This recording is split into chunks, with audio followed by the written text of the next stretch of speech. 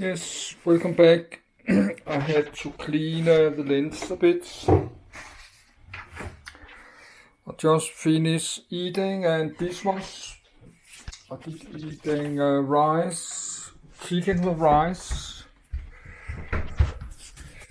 So let's try finish reading the Roman Republic.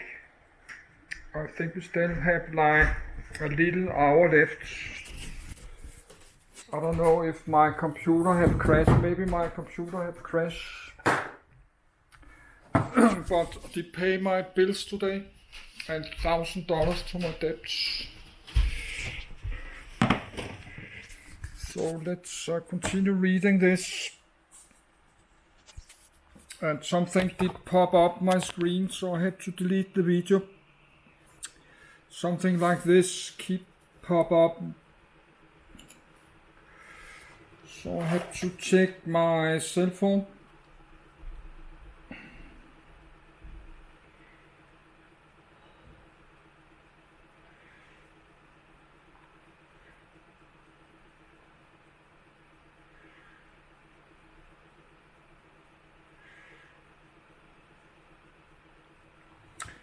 Yes, let's check my camcorder one more time.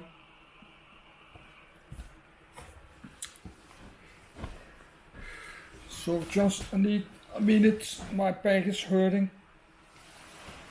And I'm tired, and it's very hot in my apartment, and I'm old, but I'm fine.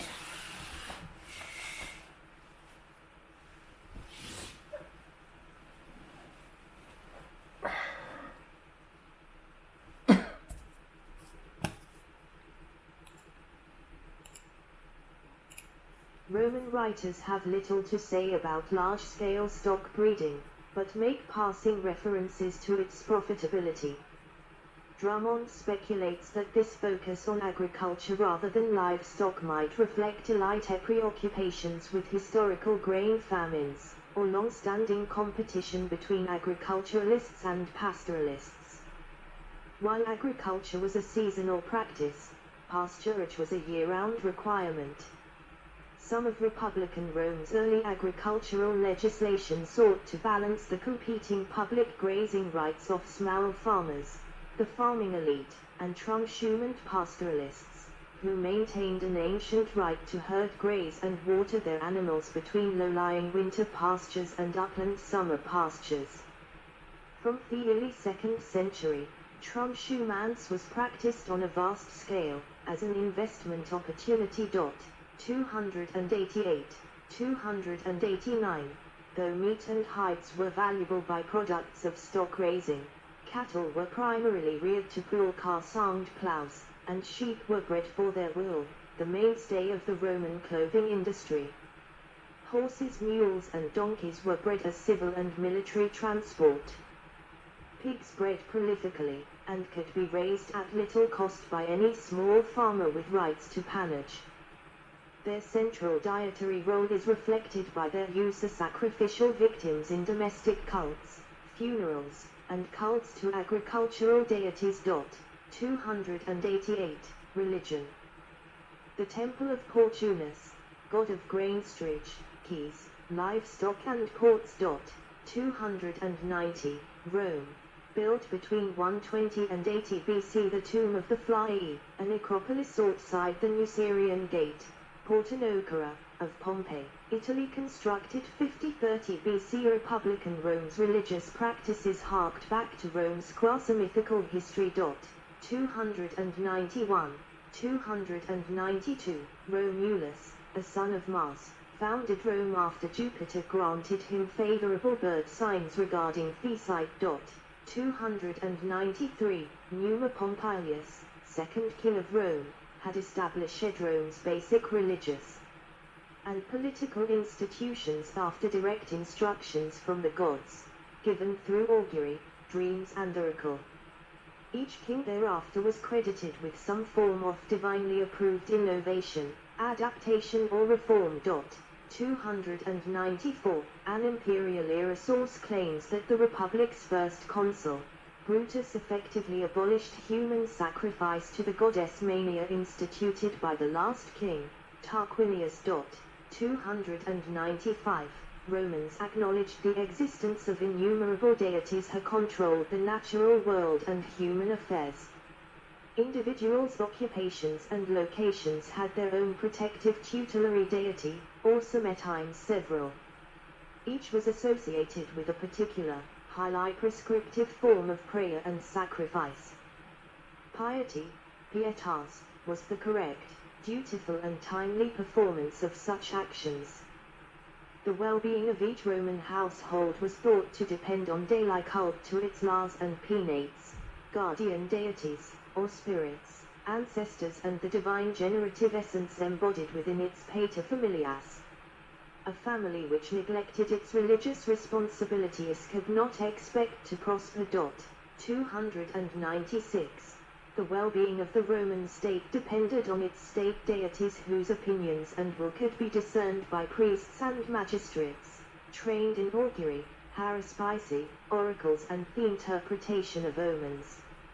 Impieties in state religion could produce impressions of divine wrath, such as social unrest, wars, famines, and epidemics, vitiate the political process, render elections null and void, and lead to the abandonment of planned treaties, wars, and any government business.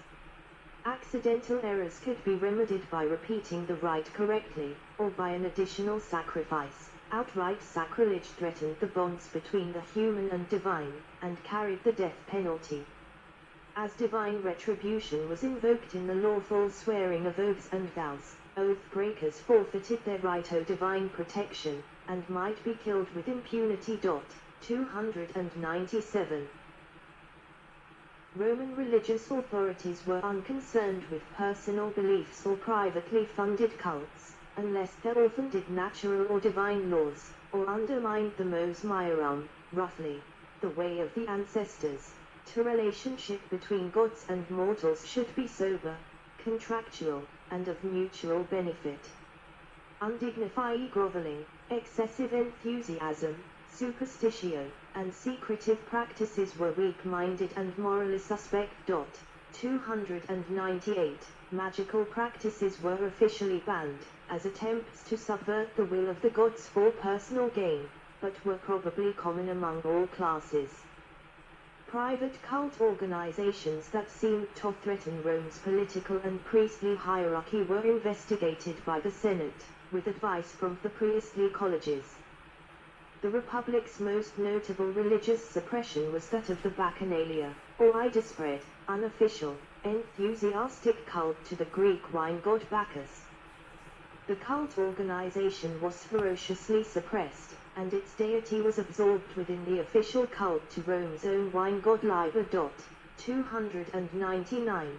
The official recognition, adoption and supervision of foreign deities and practices, whether Etruscan, Sabine, Latin or colonial Greek, had been an important unitary feature in Rome's territorial expansion and dominance since the days of the kings.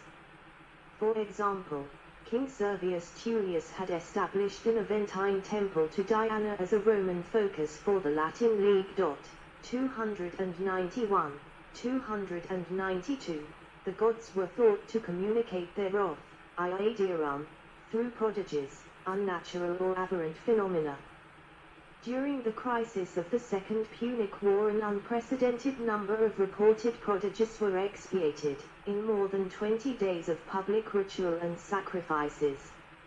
In the same period, Rome recruited Trojan Magna Mater, Great Mother of the Gods, to the Roman cause, Hellenized the native Roman cult to Ceres, and took control of the Bacchanalia festival in Rome and its allied territories.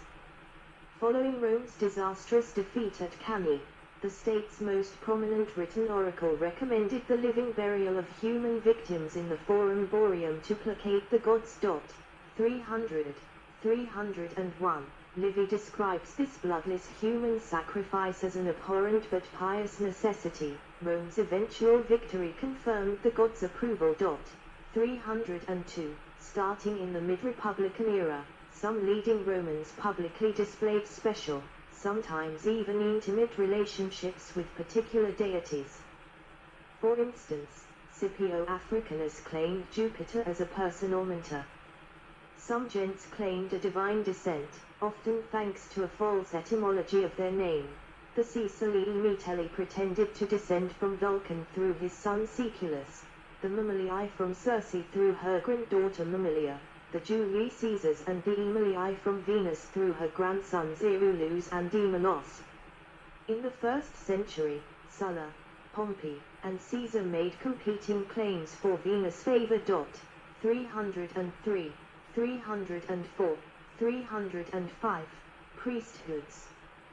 With the abolition of monarchy, some of its sacral duties were shared by the consuls, while others passed to Republican Rex Sacrorum, king of the sacred rites, a patrician king, elected for life, with great prestige but no executive or kingly powers. 306. Rome had no specifically priestly class or caste.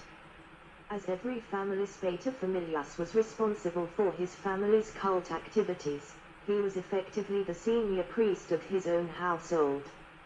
Likewise, most priests of public cult were expected to marry, produce children, and support the families. 307. In the early republic, the patricians, as fathers to the Roman people, claimed the right of seniority to lead and control the state's relationship with the divine. Patrician families, in particular the Cornelii, Postumii and Valorotu, monopolized the leading state priesthoods, the Flamines of Jupiter, Mars and Quirinus, as well as the pontifices.